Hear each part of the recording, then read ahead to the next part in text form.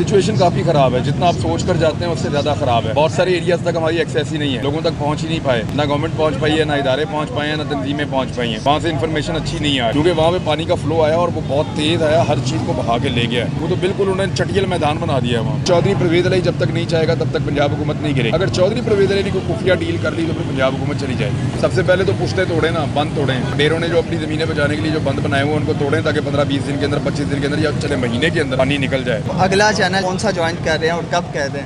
अभी सुनने में आ रहा है जल्दी एक नया ऑपरेशन शुरू किया है इन्होंने, मीडिया को दोबारा कंट्रोल करना है पूरी तरह से। क्या आपको लगता है कि अगर इलेक्शन हो इमरान खान की हुकूमत बन सकती है इलेक्शन या रेजीम दोबारा चेंज हो सकती है? अस्सलाम वालेकुम नाज़रीन और सामीन, मेज़बान मोइस सुल्तान आपके में हाजिर है और आप देख रहे हैं एंकर इमरान रियाज खान हमारे साथ मौजूद है। ये पूरे मुल्क में जो है सैलाबी इलाकों में, सैलाबज़दा इलाकों में और आफतज़दा इलाकों में जो है वो दौरे करके आए हैं। अभी इनके फ्लड रिलीफ कैंप चल रहे हैं। पहला लाहौर में चला, उसके बाद ये गुजरांवाला और अब जो है ये सियालकोट में आया है। इनसे जानते हैं कि सैलाबज़दा इलाकों का जो है वो दौरा करके आए हैं, उनकी क्या सूरत हाल है और कौन कौन सी NGOs वहाँ पे काम कर रही हैं और हुकूमत का स्पेशली तौर पर इसमें क्या किरदार है। अस्सलाम वालेकुम इमरान भाई। वालेकुम सलाम। अच्छा ये बताएं कि सियालकोट आके स्पेशली आपको कैसा लगा? सियालकोट हमेशा ही अच्छा लगता है, मैं आता रहता हूँ यहाँ पे, मेरे दोस्त हैं काफ़ी और उनसे मिलने के लिए भी आता रहता हूँ। जब कोई काम हो तब भी आता हूँ, हर दफ़ा अच्छा लगता है। रिसेंटली आप सैलाबज़दा इलाकों का दौरा करके आए, क्या सिचुएशन है वहाँ पर? सिचुएशन काफ़ी ख़राब है। जितना आप सोच कर जाते हैं उससे ज़्यादा ख़राब है। बहुत सारे एरियाज तक हमारी एक्सेस ही नहीं है, लोगों तक पहुँच ही नहीं पाए। ना गवर्नमेंट पहुँच पाई है, ना इदारे पहुँच पाए हैं, ना तंजीमें पहुँच पाई हैं। वहाँ से इन्फॉर्मेशन अच्छी नहीं आ रही और पानी की वजह से रास्ते कटे हुए हैं। जो रास्ते कटे हुए हैं वहाँ से आप कश्तियों के ज़रिए या हेलीकॉप्टर के ज़रिए, आप वो गवर्नमेंट के पास वो वसाइल हैं, उसके ज़रिए वहाँ पे इमदाद पहुँचाने की कोशिश कर रहे हैं, लेकिन वो इमदाद की क्वांटिटी कम है। अभी एक बड़ा ऑपरेशन रिलीफ का जो चल रहा है और रेस्क्यू का चल रहा है, ये अभी मुझे ऐसा लगता है कि 20-25 दिन अभी लगेंगे इसमें। और जो आप हालात देख के आए हैं, क्या अपना थोड़ा एक्सपीरियंस शेयर करें, कौन सा इलाका जो है वो सबसे ज़्यादा अफेक्टेड हुआ? देखें, जिस इलाके में सबसे ज़्यादा मार पड़ी है ना, वो सिंध, पंजाब और बलूचिस्तान के संगम के ऊपर जो एरिया है वो बहुत ज़्यादा इफेक्ट हो गया है। रुझान मज़ारी का इलाका, क्योंकि वहाँ पे पानी का फ्लो आया और वो बहुत तेज़ आया, हर चीज़ को बहा के ले गया है। वो तो बिल्कुल उन्होंने चटियल मैदान बना दिया है वहाँ। वो एरिया बहुत ज़्यादा इफ़ेक्ट हुआ है लोगों के नुकसान के हवाले से। फिर सिंध के अंदर हलाकतें बहुत हुई हैं, बलूचिस्तान में हलाकतें बहुत हुई हैं, यानी लोग वहाँ पे जाँ बहक हो गए हैं। तो हर जगह की तबाही का एक अपना अलग पैरामीटर है, अलग तरह का नुकसान हुआ है हर जगह के ऊपर। हर जगह से अलग तरह की खबरें आ रही है। बलूचिस्तान में अब सबसे बड़ा नुकसान ये है कि आपके रास्ते ख़त्म हो गए हैं, आप पहुँच ही नहीं सकते। कई ज़िले हैं उनसे आपका रास्ता ही मुनक़ता हो गया। तो ऐसी सूरत हाल में इमदाद करना और मुश्किल हो जाता है, लेकिन सब मिलकर कर रहे हैं। मेरे ख्याल में पाकिस्तानियों को और ज़्यादा हिम्मत करने की ज़रूरत है। उनके भाई बहुत बुरी तरह मुतासिर हैं, सारे मिलकर करेंगे, इंशाल्लाह हो जाएगा। NGOs जो है वो कौन कौन सी वहाँ पर काम कर रही हैं? वहाँ पे मुख्तलिफ NGOs काम कर रही हैं, आपकी मजहबी तंजीमें काम कर रही हैं, आपकी जो मुख्तलिफ NGOs हैं पुरानी पाकिस्तान में काम करने वाली, जैसे अखूवत है सबसे बड़ा नाम, और JKD है कराची से, फिर सैलानी काम कर रही है, ईदी काम कर रही है, अल-खिदमत काम कर रही है और बहुत सारी हैं।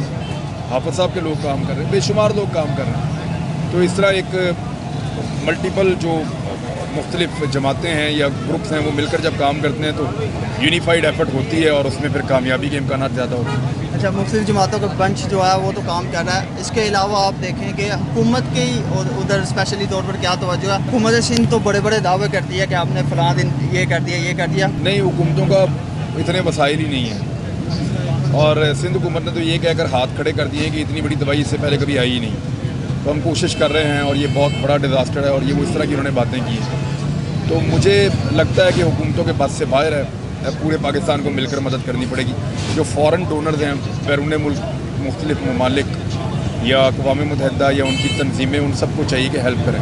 आपको ज़ाती तौर पर क्या लगता है कि उन इलाकों की बहाली किस तरह मुमकिन है और क्या जो स्टेप्स होंगे उनको फॉलो किया जाए? सबसे पहले तो पुश्ते तोड़ें ना, बंद तोड़ें।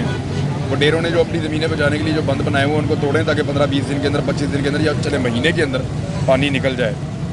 मेरी इन्फॉर्मेशन के मुताबिक बहुत सारी जगहों पे वडेरे अपनी ज़मीनें बचाने के लिए अभी तक बंद नहीं तोड़ रहे। बंद टूटेंगे पानी निकल जाएगा, चाहे 1 महीने में निकल जाएगा।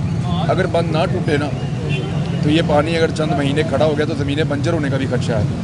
अच्छा, आपने कैंप्स लगाए और लाहौर का कैंप, उसके बाद गुजरांवाला, सियालकोट आए, कैसा रिस्पॉन्स रहा कैंप्स में? लोग मदद करते हैं जी हम वतनों की, लोग सामान भी देकर जाते हैं, लोग पैसे भी देकर जाते हैं, लोग बताकर भी जाते हैं। कि ये वाली चीज़ें खरीद लीजिएगा हमारे पैसों से, तो हम उसके मुताबिक करते हैं। जो सामान ज़रूरी चाहिए होता है वो पहुँचाते हैं। अच्छा, आप थोड़ी सी लाइटर गुफ्तगू करते हैं। गिरफ्तारियाँ भी हुई हैं आपकी, और मुस्लिम दिन जो है वो आपको जेल में भी रखा गया। अगली गिरफ्तारी कब मुमकिन है? अभी सुनने में आ रहा है जल्दी एक नया ऑपरेशन शुरू किया है इन्होंने, मीडिया को दोबारा कंट्रोल करना पूरी तरह से, और उसके रीज़न हैं कुछ, अगले 2 महीने में कुछ एक्टिविटीज़ करने जा रहे हैं, तो उसके लिए पूरा मीडिया कंट्रोल करना पड़ेगा। उसमें हो सकता है कि शायद गिरफ्तारियाँ दोबारा हो जाए। आप अगला चैनल जो है कौन सा ज्वाइन कर रहे हैं और कब कह दें? मैं एक्सप्रेस न्यूज़ के साथ काम कर रहा था, अभी वहाँ से फारिग हूँ, अभी तो फ़िलहाल ये काम कर रहा हूँ। जब कोई अच्छी ऑफ़र आएगी तो सोचेंगे, देखेंगे। अच्छा, ये लास्ट सवाल के आपको क्या लगता है कि इमरान खान की दोबारा हुकूमत आएगी और कब आएगी? देखिए, पाकिस्तान में इलेक्शन दोबारा होने चाहिए। इलेक्शन होंगे तो सिचुएशन सबके सामने है। इस वक्त तो 80% लोग उस तरफ खड़े हुए हैं रजीम चेंज ऑपरेशन के ख़िलाफ़। मेरी नज़र में रजीम चेंज ऑपरेशन के नतीजे में जो गवर्नमेंट बनी है वो गलत किया गया है। लोगों को फैसला करने दें, लोग वोट डालें, फिर लोग जिसको वोट डालें वो वज़ीर आज़म बन जाए। क्या आपको लगता है कि अगर इलेक्शन हो इमरान खान की हुकूमत बन सकती है इलेक्शन पर?